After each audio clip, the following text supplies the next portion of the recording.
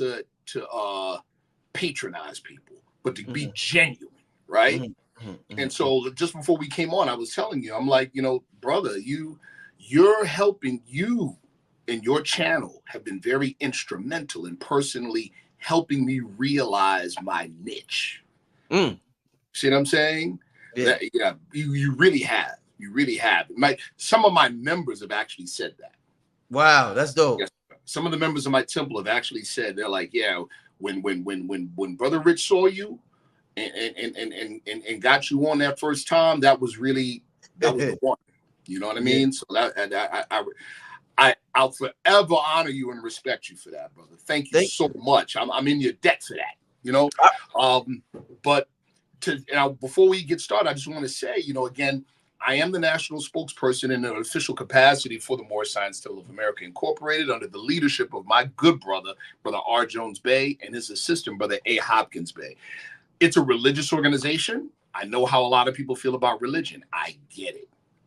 I do. I really, really, really do. Somebody had asked in one of the comments in a previous show that I was on your channel, it said, how can he know so much, but he follows a religion? And I love the question because, and I answered it. I thanked them for the question. I said, and this is the honest truth, my religious faith is what directs me to what I found. Ooh, there you go. Yes. Spoken like a man with integrity. Yes, that's sir. Powerful, brother. That is powerful. Yes, sir. I owe it. Not, I mean, I've been involved with metaphysical study for a long time. I mean, before there was an internet. So before you could look, you know, you literally had to write people, you know what I'm saying? And do snail mail stuff and then go see them or just do correspondence. You know, I've been involved since then. You know what I mean? And then, you know, I belong to the Moorish Science Temple of America. It's not just a religious or spiritual organization. It's also civic and cultural. So it's cultural heritage. It was really the cultural piece that drew me. Why? Because I want to know more about our people. You see what I'm saying? And so then seeing the religious piece, and then, you know, it's like, okay, the founder of the organization saying, and I'm quoting him in 1928, he said, I brought you everything it takes to save a nation. Now take this and save yourself. So one of the things that impressed me about that statement is this. He ain't saying, hey, you Negroes are helpless and stupid and I have to save you. He says, if I am saving you by teaching you to save you, by teaching you to save you. Yeah, this ain't no just add water heaven. Right. You know what I mean? And so that, but of course that puts a heavy responsibility on us too. Oh yeah. But I can respect that. You see? So I said, well, okay, well, if he said he brought everything it takes to save a nation, and we teach religion, but the name of the organization is the Moorish Science Temple of America. I said, okay, let me look at this, man. There's got to be correlations. And oh my goodness. And oh my goodness. And so one last thing I want to say before we get started. In my studies in metaphysics is what led me to my connections in not just secret orders, but the connection between secret orders and top secret special access projects, because they are connected. They're connected, bottom line. Wow. Individuals are recruited actively and sometimes unwittingly. And a lot of times people in secret and special access projects have people inside certain secret orders because the people in these certain orders are doing certain types of esoteric and occult work that they can apply to technology or use outright. Right. That's what the Stargate project, the CIA Stargate project is. You see what I'm saying? That's what it is. Bottom line, anyone who's in a real occult order or esoteric order that deals with transpersonal transformation, they read the Stargate project, they're going to go, oh, I know what this is. They'll be familiar. You see? So, I, you know, in being in touch with these individuals, I know that when it comes to this idea of disclosure, right? Disclosure when the inevitable event happens, when the public hears about all this secret stuff. In religious talk, that's called what? Armageddon and judgment. You see, and the post-disclosure world is called the hereafter from the religious perspective. Mm. You see? So, you know what one of their number one issues, the whole thing about we can't tell the public, it's because they say, well, it will literally disrupt the narrative. Of course, it'll destroy the narrative, but they won't be able to control people. Right. People will go crazy. Get it? Right. Yeah. So, you know, they said the number one thing is regarding that, brother. What? Is religion as they've taught it will not survive. Wow. So their whole thing is there or could there be a religion that accommodates disclosure and post-disclosure reality? And guess what? The Moorish Science Temple of America has. Powerful, my brother. Yes, and I just want to, before we also get started with the presentation tonight, and shout out to everybody in the chat. The brother's getting ready to lay down a powerful presentation. And shout out to Let's Think Podcast. I seen you right before I brought you on the show. I seen Sharif on the podcast just popped up on my screen. And I'm like, oh, this is the brother that was on Red Pill channel last year. Yes, sir. So shout out to these brothers for doing the great works. Make sure y'all check out these brothers' YouTube channel. It's called Let's Think Podcast. They got some great shows. And the brother Sharif has got a lot of episodes on there. So shout out to those brothers doing their thing. Make sure you support those brothers right there. All right? I just want to say again, for real, I owe you an eternal debt of gratitude, brother. And when I say this is my niche, I am deathly serious about what I'm about to present. Oh man, and you know that statement, I'll die on this hill. I'm down. I live to hear confidence. Yes, oh man, that shit feel good to hear a person be confident. Yes, sir. I'm ready. But before we get started, y'all, let me remind the people, family, make sure y'all get your tickets. Sharif Bey's gonna be there. Hold on, let me say that one more time. Guess who's gonna be there, family? Sharif Bey's gonna be there, family. For sure. And I'm thank you, brother. You know, I not only will I be there, right? I'm gonna be present, and I mentioned this on a show, on your show. We in one of the presentations I was talking about orbitally rearranged monoatomic elements, in other words, monoatomic gold, in other words, aka the Philosopher's Stone. I just in fact, I can't show you the number, but you see what that is, right? Yeah. That's a reseller. That's a reseller license. I will have my own brand of authentic white powder gold. And I will be in Atlanta with it at Gather. Yo, hold up. The white powder gold is going to be in Atlanta. Hold up. The white powder gold will be not in Atlanta, in Stonecrest, Georgia. Let me get that right. That's right. That's right. And and here's the other part too. Not only will I have the product, more importantly, is we have a saying in the Moorish Science of America, it's not the possession of the thing, it's the knowing of its use. So there will be full instruction and ongoing instruction on its use. That's what's needed. I'm glad you said that. That is what's needed. Oh shit, y'all, this just keep getting better and better. I didn't know he was going to tell me that. The white powder gold is, family, it just keep, family, listen, I'm trying to tell y'all, listen to what I'm saying. Get your ticket before they sell out. I'm warning y'all, we're at almost 70% capacity. It's only June. It's not until August 10th. It's going to sell out fast, family. I'm warning y'all, whoever's out there and all over the globe, get your tickets before this thing sell out. The brother will have these products with instructions, and it's good to meet the person because the energetic exchange, it does something when you take the product. It does something. You know what I'm saying? Absolutely, brother, absolutely. And what you said too, again, about the exchange and being in the presence of people. You know, it's important for me to be at this event, and I thank you so much for inviting me.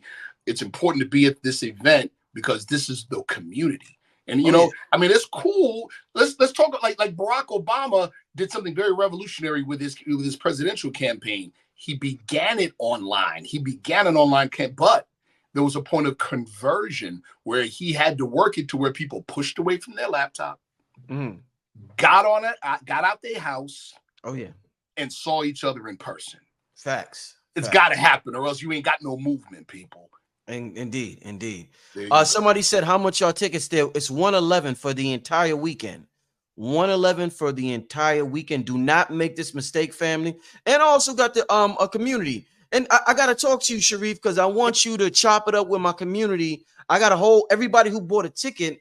I got like my own digital community going on, and they're in there kicking it with each other, learning about each other. And I would love to be a part of that. Yeah. So I'm gonna send you the link. So from time to time you could chime in, kick it with them, let them know different things. Cause the other speakers is gonna be in there also. I'm gonna start sending the links to some of the other speakers. So all of y'all can check in with the people. It's an amazing thing that we got going on in August 10th and 11th.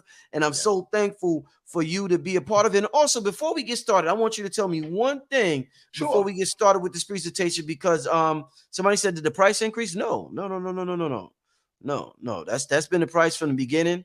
It doesn't get no better than that. It absolutely does not get any better than that. I'll just say this before you say that, dear brother. Please, people, learn. One of the things our people have to learn, and we are learning, and definitely through your show and through your guidance, brother, the family is learning. Invest in yourself, people. Pay it forward. Yeah. Invest in yourself. Yeah. No facts. Yeah. Facts. I wanna ask you this question. It's not really my question. Okay. A brother wants to know in the audience, you're bringing the white powder gold in Stonecrest, Georgia at the conference August 10th and 11th. They want to know what's white powder gold. And the reason why I want you to explain it, they keep hearing about it. Rod Hayes talks about it. Billy Carson talks about it. They refer to it with the Anunnaki and the elixir of gods and this and that. Blue Pill talks about gold water. So they keep hearing about all this stuff. And they're like, what the hell is this stuff? I know you could break it down so they could really understand. And once again, family, this brother's bringing it in person with instructions and all types of stuff. Stonecrest, Georgia, August 7th, 11th. My brother, what is white powder gold that you're bringing to Georgia? Here it is. I've practiced explaining things that are considered super advanced or technical, scientifically, blah, blah, blah, to people, to the average individual, right? So here we go. You remember in chemistry, right? When you study in chemistry and talks about bonds, molecular and atomic bonds, right? And how the electrons cause the atoms to bond to each other is what determines why water feels wet, why wood feels the way it feels, why metal feels the way it feels, right? Okay, it's how the atoms bond. All right. So gold is a metal with what's called orbitally rearranged monoatomic element. Is that gold, right? When it's subjected to a high energy state for an extended period of time, the nucleus begins to spin very fast to the point where it elongates, like what they call the vesica piscis. In other words, like a cat's iris, the iris of a cat's eye. When that happens, all of the electrons rotate in the exact same direction.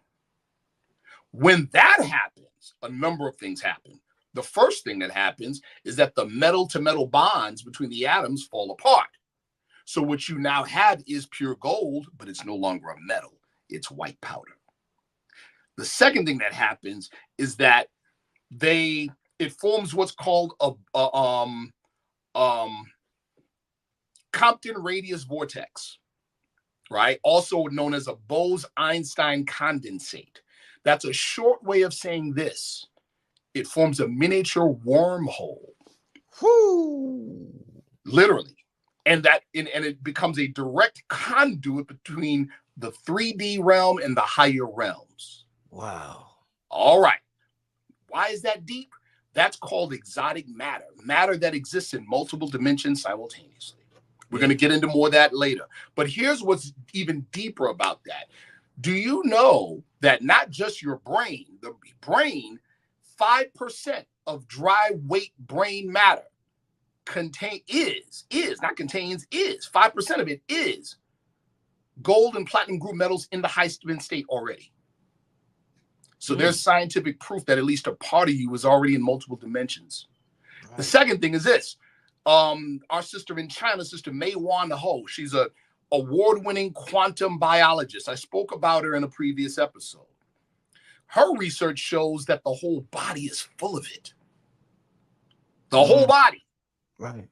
Okay. And what does it do? It facilitates connection between us on the physical and our higher vibratory or ourselves on a higher realm. If we were speaking religious terms, it would be your physical body and your soul body. It is this stuff that facilitates the connection. In old class.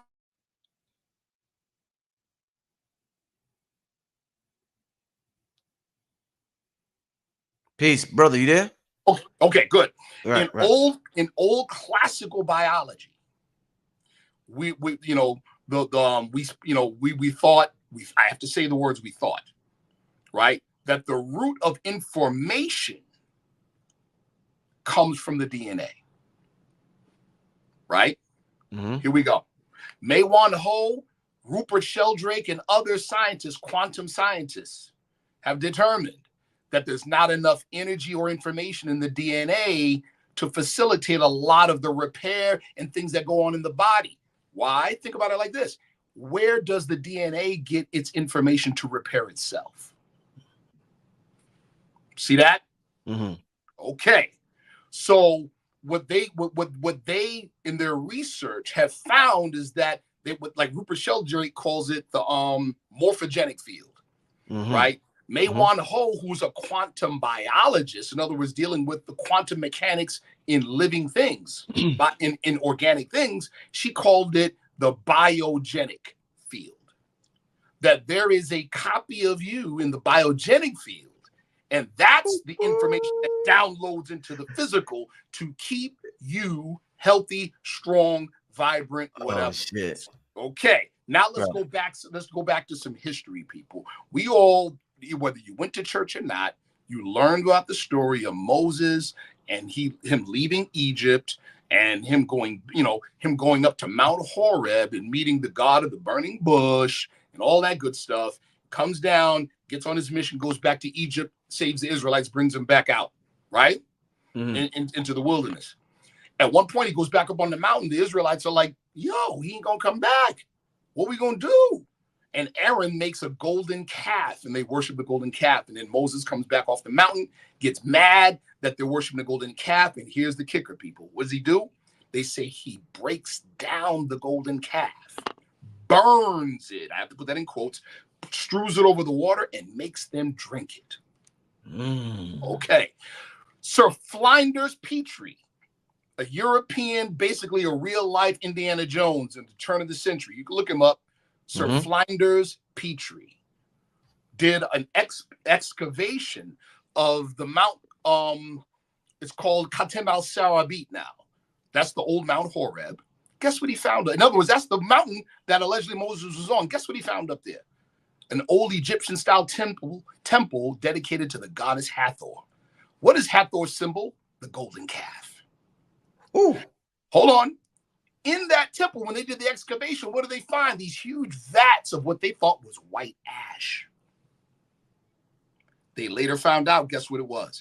That temple was a manufacturing plant for white powder gold. Wow. That's the manna, people.